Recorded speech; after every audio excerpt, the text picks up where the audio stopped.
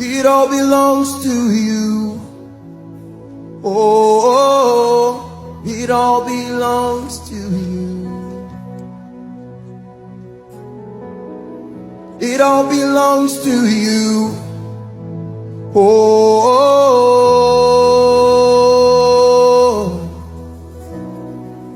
it all belongs to you. It all belongs to you.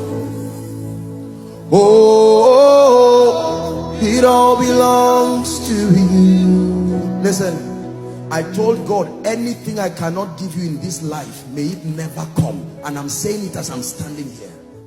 If the Lord asked me to stop ministry now, I stand by the God of heaven. I'm speaking. I know that they are recording this. I will never carry a mic again till Jesus comes. I love him more than ministry. I love him more than titles. Don't allow men clap you out of the will of God. You must sustain the grace and the hunger. Please hear me. I'm talking. This is not preaching. Oh, this is not. I'm speaking from the. You know, sometimes when we see people who God has dropped his hand upon them, sometimes we need to be open like this to say these things so you will get it. Don't let fame can be deceptive. People can clap their hands. You know, when I was coming in, thank God for your wonderful protocol people. I saw everybody running around and some of you were holding cameras. I said,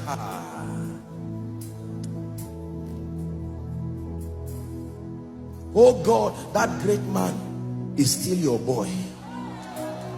Still your boy. Still your boy. He's somebody's father, but he's still your boy.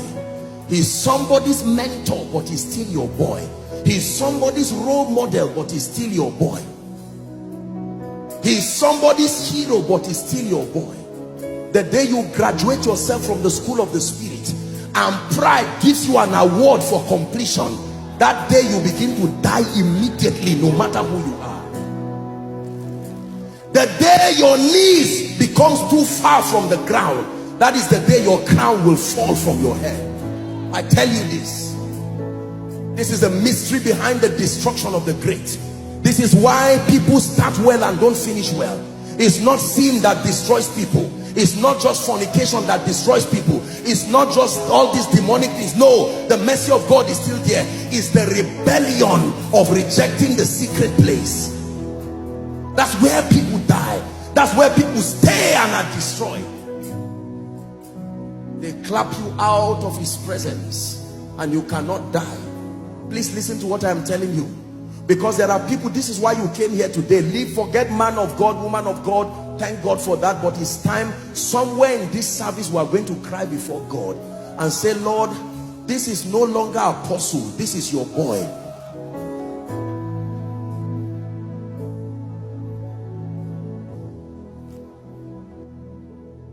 Are we together?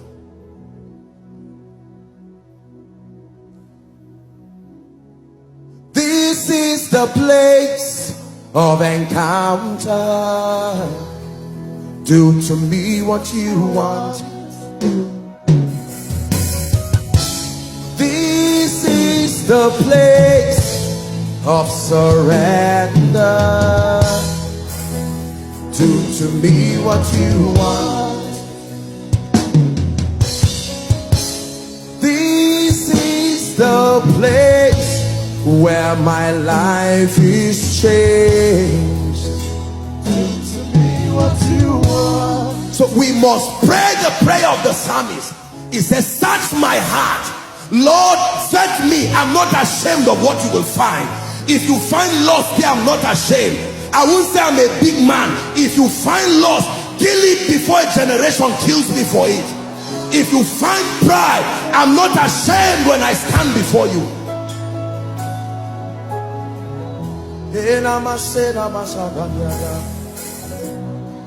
I know I'm a great musician, I know I'm a great man, but I come to you. May your all-seeing eye search my heart, search my motive. Leave ministry, leave preaching, leave singing. Focus on me. Listen, you can be fasting as a man of God. That fasting is complete, is almost wasted. You can go to God as a colleague, trying to get one or two things. The anointing for the season with your hand in your pocket. Let me tell you the truth. You need to understand that although we are one with Christ, our dominion is shared dominion, not absolute dominion. And there are times you need to join the 24 elders. Take away your golden crown and join them to lie down and cry, Kadosh, holy, holy. You want to carry the grace for a generation. It is more than just fasting. It is more than just praying.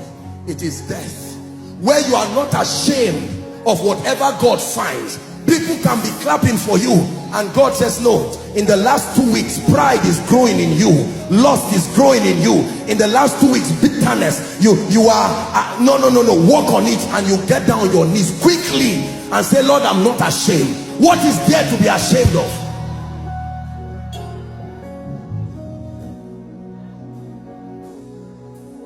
I beseech thee, brethren, by the mercies of God, that ye offer your bodies a living sacrifice. It was Apostle John who was teaching us in 1 John chapter 2. He started from verse 15 and he said, love not the world. Look up please. Neither the things that are in the world.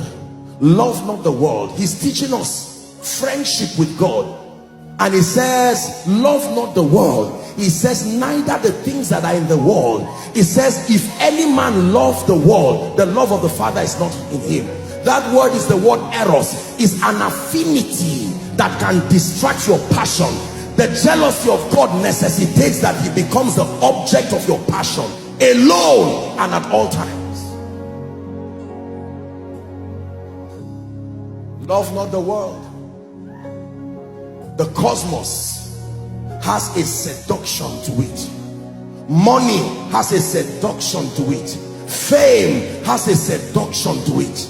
Are we together? Every good thing has a seductive component to it. And it is only death that can immune you, especially in the generation that we live. Please hear what, don't pretend you are not hearing me. Oh, this is the voice of God.